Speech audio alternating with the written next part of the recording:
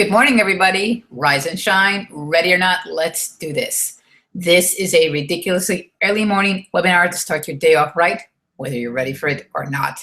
There's a little bit of mindset, a little bit of business sense to help you get your MLM, network marketing, small business, brick and mortar, online or off, start and well running like a well-oiled machine. Whether you are a beginner, a seasoned veteran, or somewhere in between, there is something here for you. Welcome. My name is Mina. I'm coming to you from New York City out in the borough of Queens. How are you doing today? Yesterday, we spoke about the decision to act and how difficult it is for so many of us, for all of us, to make decisions. It's such a challenge because there are mainly three things that hold us back. And that is the fear of failure, the fear of rejection, and the lack of self-confidence. And I spoke about a technique taught by Les Brown to get you out of that rut so that you can start making decisions like a boss. And that is, know what you have to do. Know and write down what you know you have to do. And then to write down 3 strong reasons why you must take action right now. And the key to this is that you have to be very specific and explicit in your reasons why. And I added, I'm sure he meant this, that you write it down with pen and paper instead of typing it in. Once you write it down, you have that down on your piece of paper, is that you carry that piece of paper with you at all times. So then when you are feeling down and you don't feel like you want to do it anymore, or you want to throw in the towel, you can look at your reasons why. And that will keep you moving forward. That's like your rod and staff. That is what's going to give you a fresh breath of air to move forward. Excuse me. And I also spoke about, in the business sense part of yesterday, the importance of writing things down.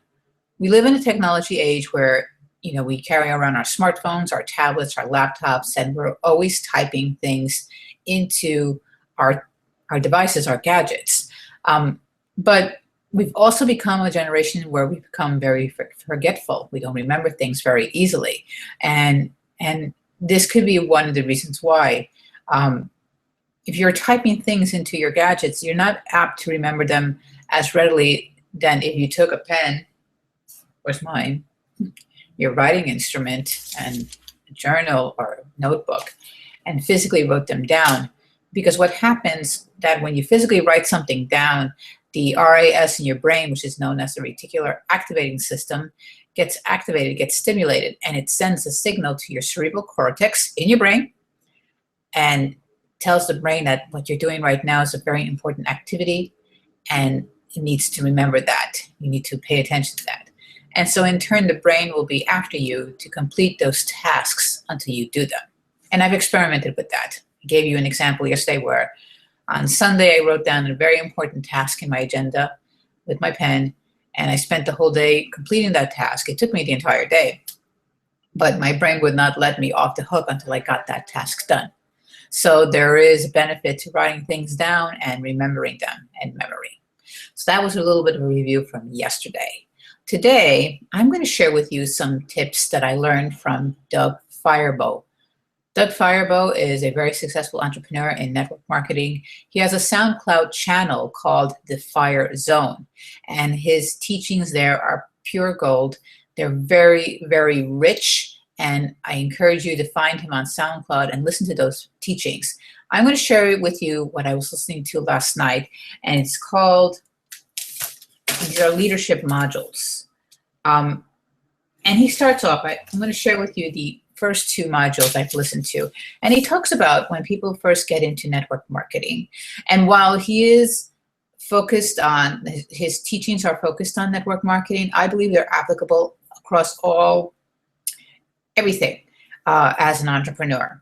Whether you're in network marketing, or direct sales, or affiliate marketing, I believe that these teachings that he provides is I guess the word is evergreen, or it goes all across the board. You can apply this to anything that you do, even if you're in corporate.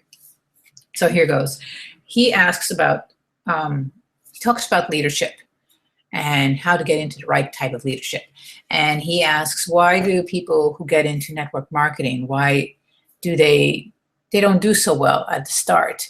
And there are several reasons why. And the first one is that we tend to duplicate and replicate the poor leadership habits of others. I'm looking at my notes here. And he says there are a lot of leaders out there, a lot of network marketer leaders that have brought in skill sets that are less than adequate. They probably think that it works in the marketplace, and they don't really work. For instance, I'll give you an example of what we see out there, where people come into social media, and because they really want to sell their product and they're excited about their product, they will go into random conversations and they will throw up their link here, and they'll throw up their link there, and they'll throw up their link there, and they think it's right. It may look right. It may seem that that is the right thing to do to get eyeballs on their opportunity. In essence, it's a huge turnoff for people, especially when there is a good conversation going on Facebook, and they're talking about, let's say they're talking about, I don't know, talking about spaghetti and how to prepare good spaghetti. And I'm just giving you an example here, and they're having a great conversation here on how to prepare the best sauce for good spaghetti. And somebody comes in and just throws up their link to, I don't know, some random shake product. Now, that is coming out of the blue. The person who's doing it thinks that because there's this thread going on of conversation, that people are going to actually look at his opportunity for a shake. And in reality, it's a huge turnoff. And in fact, for the person who is running the conversation, they can even get really upset and actually ban that person and delete that person from doing that. Because if you liken it to something in real life, say that thread that you see on Facebook is a conversation happening at a party. And imagine that person, that same person who threw up their opportunity link, comes in and interrupts the conversation with something totally out of the blue, like, it's not coming to my head. Okay, they're at a party and they're having a conversation about the best toppings for spaghetti, and somebody comes in and says, I jump rope 20 minutes a day, and then I run around the block 7 times a day, and then I'm going to the bagel shop and get some coffee because the sky is purple. What is that going to say to the group? Well, the group is going to look at that person saying, you're weird, or you're drunk, go home. It's something completely out of the blue, and it's something completely rude. And think about this. Would you do the same thing on Facebook that you would do at a huge party? And I know you will be saying, no, that I would not do that. That's embarrassing. Well, that's the same thing when you do it on Facebook. It's embarrassing. And while we understand that we're trying to get our voice out there, there are better ways to do that.